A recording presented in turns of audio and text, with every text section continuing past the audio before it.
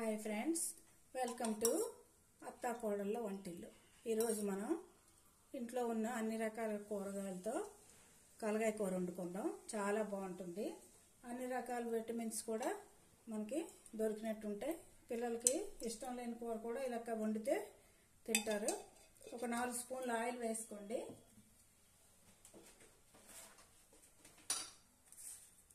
ఒక 1/2 స్పూను ఆవాలు, ఒక చిటికెడు జీరా వేసుకొని సరిపోతుంది. ఒక పెద్ద ఉల్లిపాయ తీసుకొని ముక్కలుగా కోసుకోండి.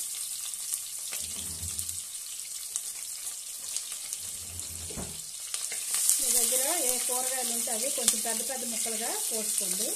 నేనైతే వంకాయలు, అరటికాయలు, బంగాళదుంప, ఏ దుంపలు ఉన్నా వేసుకోవచ్చు. కంద కానీ, చేమ దుంపలు కానీ, బచ్చలి అన్నీ వేసాను. కొత్తిమీర, కరివేపాకు, పచ్చిమిర్చి.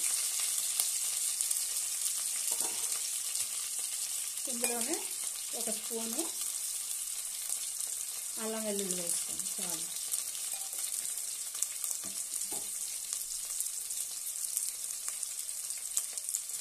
ఒక 1/2 స్పూను పసుపు.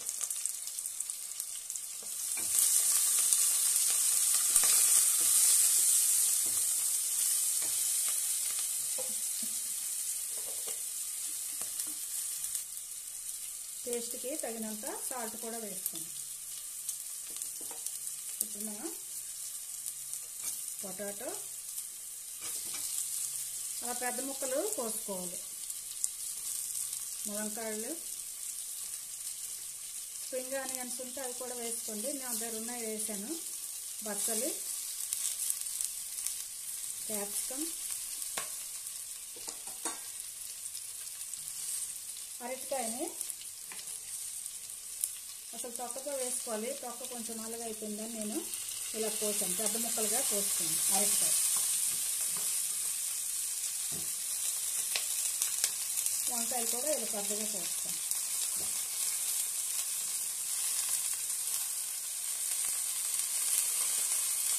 రెండు అరటికాయలు ఉంటే వేసాను నేను.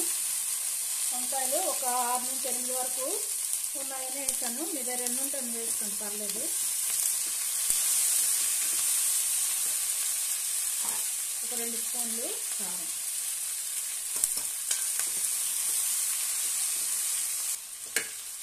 ఇది వేసింది కదా, ఈలోపు ఒక 2 టీ స్పూన్లు వరిపిండి తీసుకోండి. ఇంకా వరిపిండి ఇందులో కొంచెం వాటర్ వేసి కలిపి ఉంచండి. పిండి పెడితే చక్కగా చాలా బాగుంటుంది కర్రీ. టేస్ట్ కూడా బాగుంటుంది. పక్కన పెట్టుకుందాం. ఇప్పుడు కర్రీకి తగినట్టు చింతపండు పులుసు తీసుకొని వేసుకోవాలి.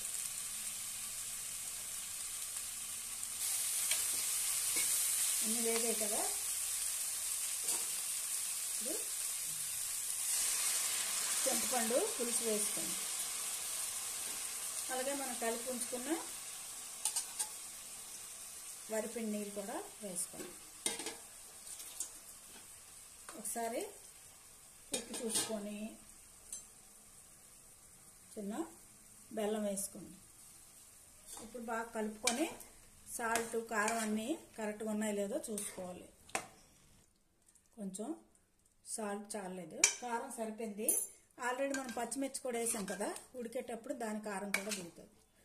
ఇది మూత పెట్టి ఒక 2 విజిల్స్ వచ్చాక ఆపేస్తే మనకు కలగాయ కూర రెడీ అవుతుంది. ఇందులో మీ దగ్గర ఇంకా గుమ్మడికాయ ఉన్నా, ఇంకా దుంపలు ఏమున్నా, ఏ రకాల కూరలు ఉన్నా కూడా వేసుకోవచ్చు. చాలా బాగుంటుంది. బీరకాయ, బెండకాయ రెండేసి ఇంట్లో ఏవేవి ఉంటే కూరలు అన్నీ వేసుకోండి. వెంటనే హైలో పెట్టి 2 విజిల్స్ వచ్చాక కట్టేయాలి. కుక్కర్ చల్లారింది కదా, కొంచెం చూడండి ఇలా ఉంది.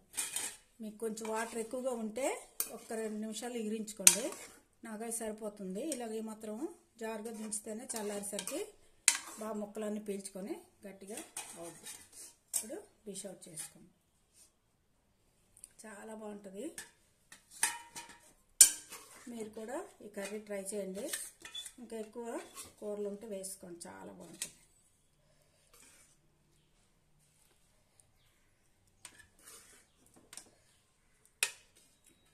బెల్లం పులుపు అన్నీ వేసాం కదా, మంచి స్మెల్ వస్తుంది, చాలా బాగుంది. అరటికాయని ఇలా పెద్ద ముక్కలు కోసి వేసుకోండి, బాగుంటుంది. ఈ వీడియో మీకు నచ్చినట్లయితే షేర్ చేయండి, లైక్ చేయండి. కొత్తగా చూసే వాళ్ళైతే సబ్స్క్రైబ్ చేసుకోండి. Okay, thank you for watching.